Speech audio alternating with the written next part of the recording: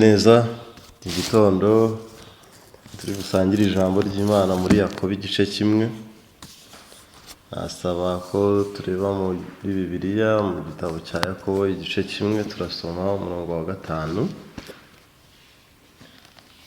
Haranditswe ngo, ariko niba hari umuntu muri mwe ubuze ubwenge, abusaba Imana iha abantu bose itimana, itishama, kandi azabuhabwa. Hari ibintu byinshi dutekereza ko dukeneye, kandi ni nako kuri, nyamara icyaba gihatse ibintu byose cyaba iki.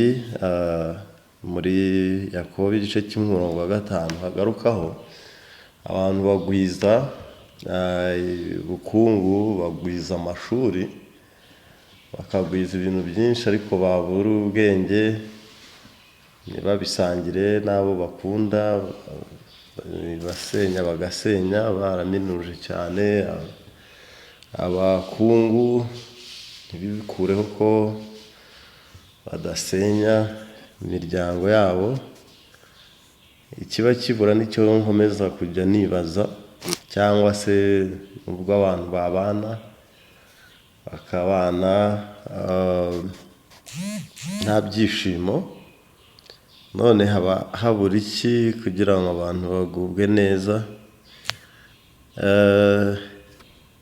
Umugani wa ya mvugo ngo bakabirya babitamo amarira, hari ibyo abantu baba baragezeho, nyamara ibyishimo muri byo bikabura. Maze iminsi ntekereza, nsanga ikintu cyaba gihatse ibintu byose ni ubu bwenge. Hari umuntu umwe wasobanuye ngo abantu benshi baraminuza, ariko ugasanga kuzamuka k'ubumenyi bagira ni kuri kuzamukana n'amikoro, kuko babiterwa no gusa gukurikira iby'amasomo, ariko ntibakurikire ibindi byabateza imbere. Ariko nanone icyo narenza ku ibyo ni uko abantu biyungura ibyo bashaka, ariko ntibite ku kugira ubwenge, bakabiburiramo amahoro, cyangwa bikarangira bitanabaye ibyabo. Iyo ukurikirana iby'amakuru, usanga mu gihugu imyaka itari hejuru y'10 ubutane bw'abantu bashakanye bwarikubye inshuro utabara. Ababikurikirana bagenda basobanura ko hagiye habaho impinduka ku isi zo gutanga uburenganzira busesuye cyane.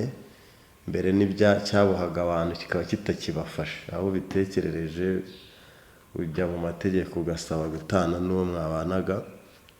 Abandi nabo babisobanura ukundi. Sinzi niba ari uko ubugome bwagwiriye, ariko icyo nagarukaho ni iki ngiki. Ngewe ni ukugenda tutita ku kintu gikwiriye gihatse ibindi. Haranditswe muri Bibiliya ngo Imana ivuganira natwe mu kanwa k'umwana wayo. Amagambo nyanyatekerezaho ngo, ariko muri iyi minsi y'imperuka ivuganira natwe mu kanwa k'umwana wayo, we yaremesheje isi. Ese mu kanwa k'umwana w'Imana ni he? Birigizwe n'ibitabo 66, 39 by'isezerano rya kera na 27 by'isezerano rishya. Abantu ntabwo tujya twumva agaciro ka Bibiliya, aho byakomotse. Biba bisobanura umuzingo, cyangwa se imizingo yakoranirijwe hamwe. Kera buri gitabo cyabaga kiri ukwacyo. Urugero, nk'iyo usoma mu Byakozwe n'Intumwa, havuga ngo inkone y'Umunyetiyopiya yaturukaga i Yerusalemu gusenga yari iri gusoma imizingo. Wari umuzingo w'igitabo cya Yesaya. Buri gitabo cyari ukwacyo. Impamvu yiswe Bibiliya rero, haje kubaho gukoranya ibyo bitabo by'iyo mizingo yose. Muri Timoteyo haranditswe ngo ibyanditswe byera byose byahumetswe n'Imana, kandi bigira umumaro wo kwigisha umuntu, kumwemeza ibyaha bye no kumutunganya, kandi Pawulo yandikira Timoteyo yaramwibutsaga ngo uhereye mu buto bwawe wamenyaga ibyanditswe byera bibasha kukumenyesha ubwenge bwo kukuzanira agakiza gahishwa no kwizera Kristo Yesu. Rero mu by'isi abantu bashyiraho intumbero, Satani aturiganya gushyira inyuma iby'ingenzi. Hari igihe wagiraga amazinda waba utonora ibishyimbo ukajugunya ibishishwa mu isafuriya, ibishyimbo ukaba ari byo ujugunya, ariko abo muri kumwe bakabona ntibisanzwe. Ubundi iby'umumaro nibyo wakashyize mu isafuriya. Niba mutonora ibitoki nabyo mujya mubibona, ubwiye igishishwa nicyo kitari icy'umumaro, icy'umumaro nicyo ushyira hariya. Mu byo kwizera Imana cyangwa mu biduhesha amahoro, iby'umumaro usanga Satani ashaka kubigusibamo, ibitari iby'ingenzi akaba ari byo ashaka ko bikugwiramo. Ni iki ubundi kidutera imivurungano? Ni uko hari ukwikunda, hariho ubwibone. Ibintu tugira ngo ni ibintu byoroshye ariko biteye ubwoba. Umuntu ntahuza na sebuja mu kazi bitewe n'ubwibone bwe. Njye sinumva aho wajya wakira intege nke zawe, naho wabeshyirwa nka Yozefu kwa Potifari ukabyakira ukareka Imana ngo ikurenganure. Nta hantu nta kominote n'imwe utabamo amahoro. Ariko igihe cyose tugira icyitwa self defense. Umuntu wese ahora ashaka kwirwanirira. Iyo ukomeje iki gitabo mu bice bitatu, ahantu havuga ngo ntihaba hariho intonganya n'imivurungano ntimuzabeshye ko mwagize ubwenge. Byanditswe mu gice cya 3:13. Ninde muri mwe w'umunyabwenge kandi w'umuhanga niyerekanisha ingeso nziza imirimo ye afite ubugwaneza n'ubwenge. Hako niba muhorana amakimbirane akaze mu mitima yanyu mugahorana intonganya, ntimukabyiratane ngo mubeshyere ukuri. Byumvikane ko ahantu hari ubwenge buba bwayoboye abantu kugubwa neza, kubona ibisubizo by'ibibazo bihari. Ariko hari gusobanura, ariko niba muhorana amakimbirane akaze mu mitima yanyu mugahorana intonganya, ntimukabyiratane ngo mubeshyere ukuri.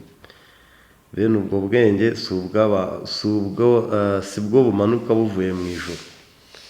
Ubwenge buvuye mu ijuru buza butanga ibisubizo, buza buha ibintu umurongo, buza butanga ituze no kugubwa neza no kubona ibisubizo.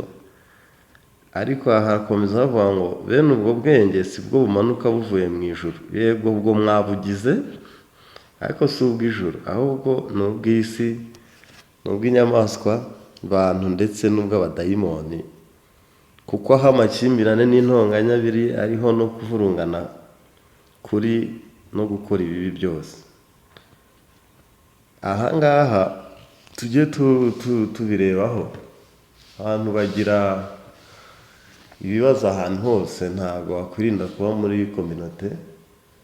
Ariko hari abantu bitwa mu cyongereza ngo peacemakers. Hari imvugo y'ikinyarwanda ivuga ngo ibiganza bigaba ituze. Usanga umuntu ari we barindira ngo atange nk'umwanzuro wa nyuma, nk'ahantu abantu bayobewe umurongo bari bufate cyangwa bagiye impaka. Barindira uko nibura agaba umutuzo.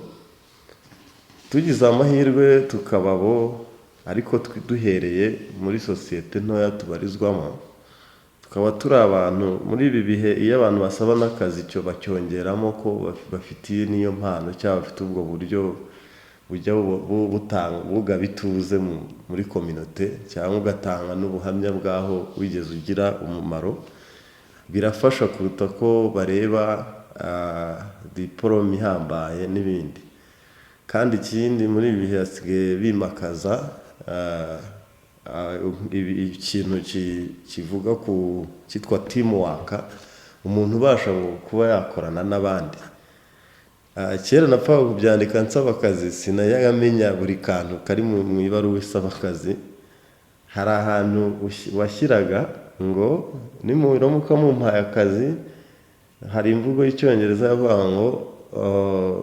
ngo minimum supervision, ngo muzashyiraho ijisho gake, usezeranya ko wowe ugira umurava mu kazi, bazajya bagukorera supervision kugenzura gake minimum. Ibyo nagiye mbyibuka nyuma ko twajyaga tubishyira mu ibaruwa isaba akazi, kugira ngo twemeze uduha akazi ko atazaduhozaho ijisho tutari abanebwe. Noneho ubu iyo unandika cyangwa iyo wisobanura uvuga ko ushobora gukorana n'abandi, kuko nicyo cyimakajwe. Ejo ni nyakubahwa perezida wa repubulika yavuze mu kiganiro atanga ngo ariko ubundi abantu babiri bananirwa kubana bate, bari bakomoje ku ngingo y'ubutane buri kwiyongera. Ngira ngo abantu babiri bananirwa kubana bate, muzajya mubibona. Hari igihe nari mu biro by'akagara, haza umunyamahanga abaza mbarize mu bihe biro, turamubaza ngo ushake serivisi, ahita avugira aho ngaho ngo divorce. Abantu bashaka guseka ariko baravuga bati si urw'umwe. Nibyo bintu bigezweho ahantu henshi. Abazungu rero ntirirwa baca hirya no hino mutungira urutoki ngo bazaba hariya bakubwire ibisabwa, dusigara tubiganira. Rero wibaza impamvu abantu babiri umugani bananirwa kubana, noneho urebe ko ahubwo hari icyizere hirya uramutse sosiyete ibaye ngari yongeye ikiyungura. Ikintu rero kiba cyabuze ni iri jambo twakomojeho muri Yakobo. Ariko ikibazo nanone, urasaba ubwenge ute kandi wamaze kwihamya ko ubufite ubwo? Ariko se niba ubufite wabona ibyabwo bibibihe, cyitwa outcome. Hano hari gusobanura ngo niba ibyo ubamo bibamo kuvurungana, ntuzabeshyere ukuri, ubwenge uba wagize ni ubw'inyamaswa abantu, si ubuturuka mu ijuru. Ese hari icyitwa self evaluation, kwigarukamo. Hari igihe abantu bakomeza abandi ngo ihangane, mugani wa za mvugo za kera kuba abana ngo nuko zubakwa. Yego nibyo, hari abantu bazitirwa n'umuco, babohwa n'umuco, yego ni na byiza. Ariko hirya y'ibyo buri ibintu byose ubaye mugiye ubisohorwamo nuko wungutse ubwenge buva ku Mana, biba byiza kuruta kwifashisha uburyo bundi butandukanye. Hari igihe naganirije umushumba mwereka ibintu nge ntemera bisa naho bitari fair, ambwira imvugo imwe yoroheje gusa ngo niyo hari ibyakubaho utemera kandi koko bidahura n'ukuri, uzabyihorere, Imana izagushumbusha. Numvise binduhuye, avuga Imana irebera hose icyarimwe, Imana itanga ubutabera busesuye nta makemwa. Niba izanshumbusha, ibikubayeho byose ugize amahirwe yo kunguka ubwenge ukabyakira, nta n'ikidasigara ari umugisha. Ibyo biri butume nsubira no mu gice cya mbere. Haranditswe ngo mumenye ko ari tubisoma mu gice cya mbere umurongo wa 2. Bene data mwemere ko ari iby'ibyishimo rwose nimugubwa gitumo n'ibibagerageza bitari bimwe, mujye mubifata mubyakira neza. Hari imvugo y'icyongereza ndi bugenekereze mu kuyisemura yitwa pessimistic. Ni abantu bahora ibivuzwe byose cyangwa ibiri imbere byose bahora babibona mu rucantege, muri kuramo. Hari icyitwa kuramo nateranye, bahora babibona nk'ibitazagenda, nk'ibitazashoboka. Abantu nk'abo biragora kubangikana, cyane niyo igarukamo usanga uri uwo. Ibintu byose ni kwinuba, ni ibyiringiro bike. Hari gusobanura ngo muzagubwa gitumo n'ibibagerageza bitari na bikeya rwose. Ariko ijambo rikakungura ubwenge ngo uzabyita iby'ibyishimo. Bene data mwemere ko ari iby'ibyishimo rwose nimugubwa gitumo n'ibibagerageza bitari bimwe, mumenye yuko kugeragezwa ko kwizera kwanyu gutera kwihangana. Umuntu uhora usakuza hari ikitagenze, kuko ashobora kuba bari mukuru ariko si ubwo azakomera ate? Mpora mbyibazaho. Ni naho hakomeza rero havuga ngo ariko niba hari umuntu muri mwe ubuze ubwenge, impamvu rero wabusaba, abusaba Imana iha abantu bose, iha bose itimana. Aho ujye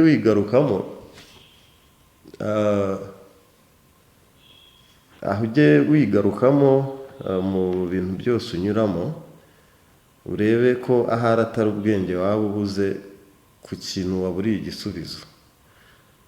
Hari inkuru numvise ko abasirikari b'Abadage ahari, kuko Ubudage ari bwo bwakoreye Abayahudi jenoside, ngo baje gufata abantu babatondesha imirongo babuza inkoko zabo, ngo barabaza bati ninde wariye inkoko y'abasirikari, batondesha abantu umurongo, wa mbere baramurashe bashaka kubica bose, ngo kugeza aho ari uwemereye. Bakica uwa mbere rero bakomeje kubaza, umwana umwe abanika ukuboko ati wariye inkoko y'abasirikari ndamuzi. Baramubaza ngo mutwereke muri aba ngaba. Byari ibihe by'ikandamizwa ry'Abayahudi, bakandamizwa n'Abadage, niba mwibuka, kandi habayeho jenoside irimo n'iy'Abayahudi, bongereyeho n'iyabaye mu Rwanda. Hanyuma umwana yerekanye uwo barashe ko ari we nyir'icyaha, ari we wariye n'iyo nkoko babaza. Aho ubwenge burimo ni ubuhe? Iyo tuje mu byo twizera bya Yesu wapfuye n'ubundi niwe wahamwaga n'ibyaha byacu byose, ubu twasigaye turi amahoro. Mwibuke imyaka twamaze tutazi igisubizo cy'ibibazo, kandi byari ibibazo biteye ubwoba. Ikibazo cy'icyaha cyacu, niyo waryaga ibiryo ubanza bitarashyikaga ku nzoka, niko tujya tuvuga. Ibaze wajyaga no kurya wasenga ukazanamo iryo gusaba imbabazi ibyaha byawe, wajya kuryama ukishinganisha ku Mana ufite ikibazo n'Imana. Igihe cyose wumva, iyo usoma mu Baroma ibice 5 haranditswe ngo dufite amahoro ku Mana kubw'Umwami wacu Yesu wadushyikirije ubuntu dushikamyemo kubwo kwizera, kugira ngo tuzabone ibyiringiro by'umugisha. Kuba ufite amahoro ku Mana ni ikintu gihambaye cyane. Ibyo bihe niyo wajyaga kurya iryo gusaba imbabazi ibyaha byawe warizanagamo gusengera ibyo kurya, kubera guteraganwa n'icyo kibazo. Ariko mwibuke, cyakemutse gite? Ni ukunguka ubwenge gusa. Mu Baroma ibice 3:21 haranditswe ngo ariko hariho gukiranuka kw'Imana kwahishuwe. Ni icyo gusa wahishuriwe, uraruhuka ugubwa neza. Handitswe mu Baheburayo ngo uwinjiye mu buruhukiro bwayo aba aruhutse imirimo ye yose nk'uko Imana yaruhutse iyayo. Icyo gihe twinjiraga muri icyo kiruhuko, twari turuhutse ibyo twirirwaga dukora byose. Nk'ibyo nabayemo, nge hari ibyitwaga amasakaramentu. Ngifite imyaka 11 ninjiye mu isakaramentu, ni uburyo bw'intera zo kugenda uba umukirisitu. Ubwo ninjiye mu ryitwa iry'imbabazi. Ibyo byandaje amajoro utabara.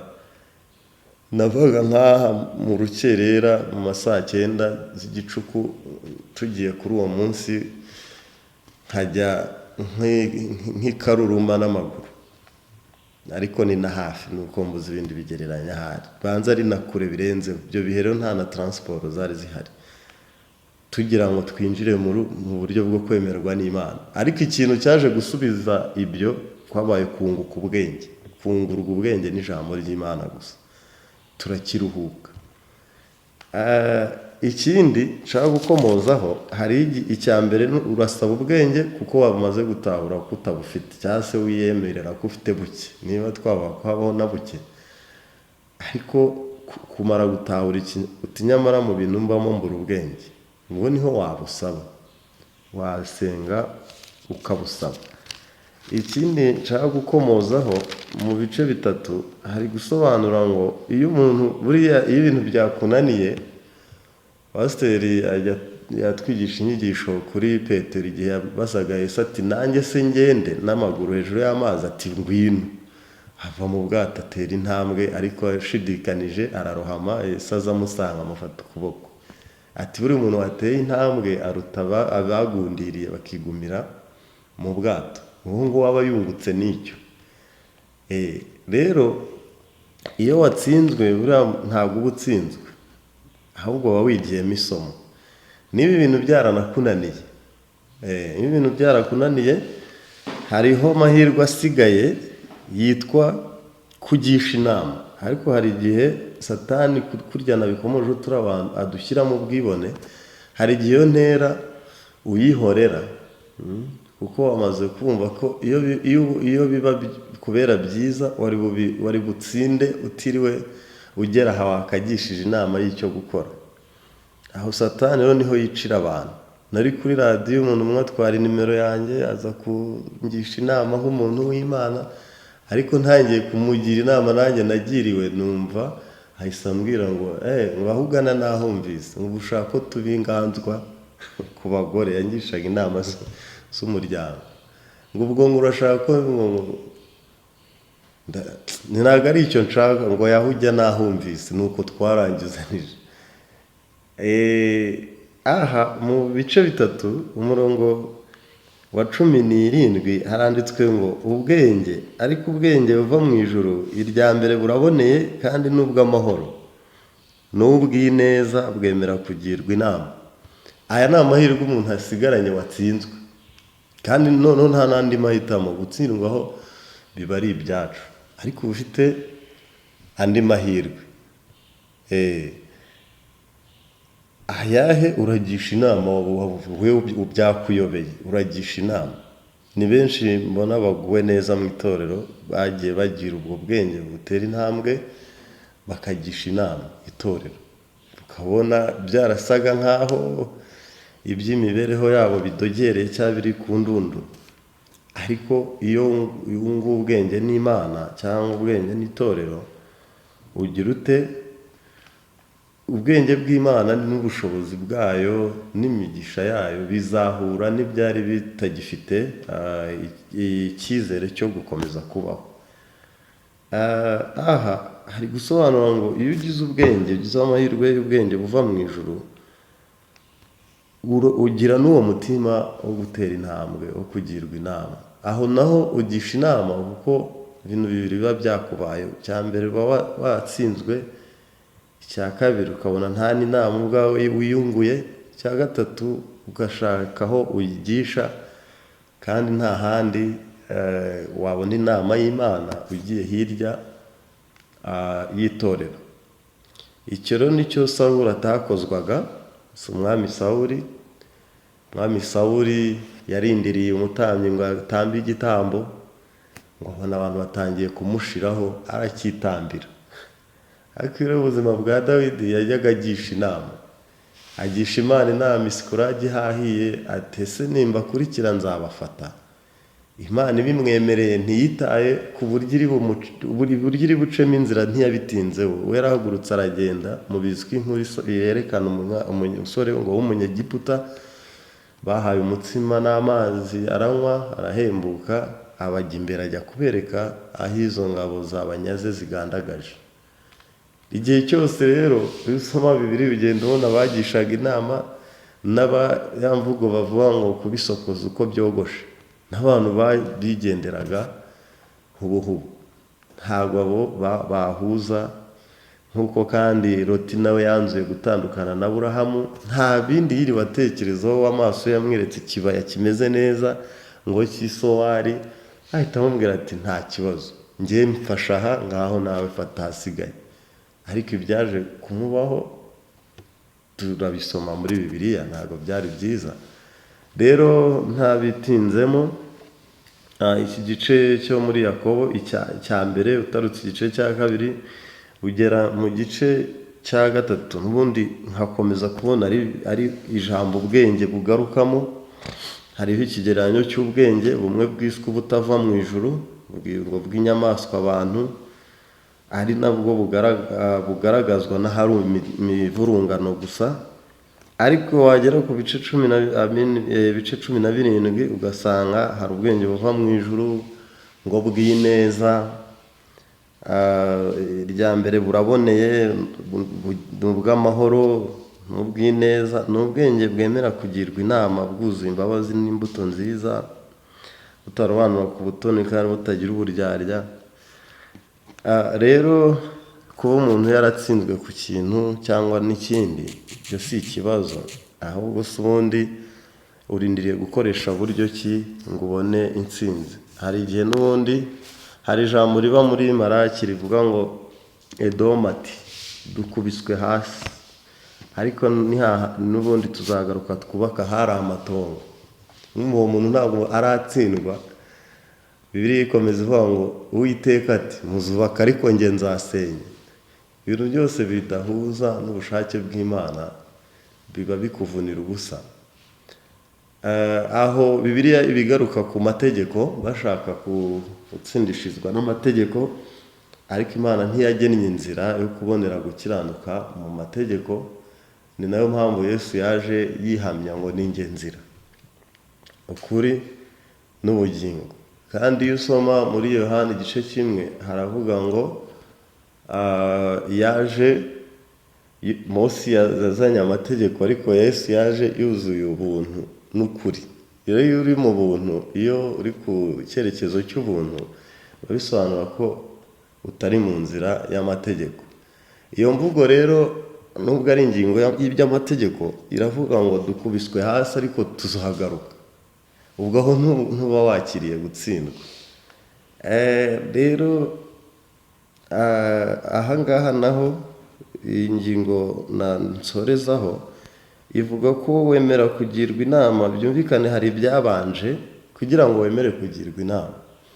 Muzanabibona nicyo Satani yatwicishije: ubwibone, ukwikunda, ndetse kwiyumva. Izo mvugo murazizi. Ese ubundi ibyo byatangiye ryari? Ibi byose bikubiye mu ngingo imwe nakwita inarijye. Yohana mu bice 3:30 yarivuze ngo uwakwiriye gukuzwa naho njye ngacishwa bugufi. Uwavuye mu ijuru niwe ukwiriye ikuzo. Ariko uzabirebe, inarijye yavuye hehe? Yavuye mu itangiriro, aho Satani yaraje, aho yarashukiye umuntu. Amaze gushuka umuntu akagira ubwoba ngo yumva imirindi y'Uwiteka, aho niho inarijye yahereye. Niho hari ijambo ngo numvise imirindi yawe, ntinyishwa nuko nambaye ubusa ndihisha. Ubwo rero umuntu yagize inarijye, habayeho we, ariko mbere ntabwo yarariho. Ntabwo umuntu ubwe yarariho, ko Imana yari mu muntu, bivuze ngo ntabwo umuntu ku giti cye yarariho. Ubu rero inarijye niyo ituma umuntu yiyumva, niyo ituma umuntu yibona, niyo ituma umuntu adahuza n'abandi. Mu Balewi harahanditswe ngo umuntu nasuzumwa n'umutambyi akamubonana ibimenyetso by'ibibembe, uwo muntu ngo azatendeze imisatsi ntakayogosha, aziruke avuza induru ngo ndahumanye. Bisobanura ari kuburira abantu ngo ntimunyegere ntabahumanye.